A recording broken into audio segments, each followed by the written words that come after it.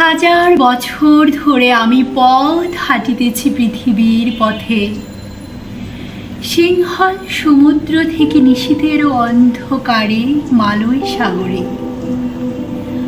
অনেক ঘুরেছি আমি বিম্বিসার অশোকের ধূসর জগতে। সেখানে ছিলাম আমি আরো দূর অন্ধকারে বিদর্ভ নগরে। আমি ক্লান্ত প্রাণিক, চারিদিকে জীবনের সমুদ্র সফে।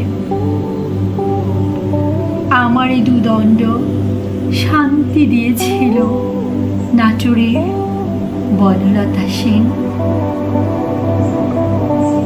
চুল তার কবেকার অন্ধকার বিদিশার নিশা, মুখ তার শ্রাবস্তির কারুকার্য। অতি দূর সমুদ্রের পর হাল ভেঙে যে নাবিক হারাইছে দিশা। সবুজ ঘাসের দেশ যখন সে চোখে দেখে দারুচিনি দ্বীপের ভেতর, তেমনি দেখেছি তারে অন্ধকারে। বলেছে সে, এতদিন কোথায় ছিলেন?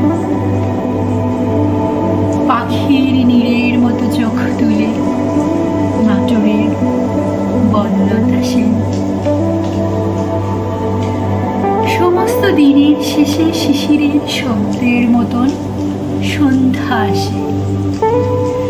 ডানার রৌদ্রের গন্ধ মুছে ফেলেছে।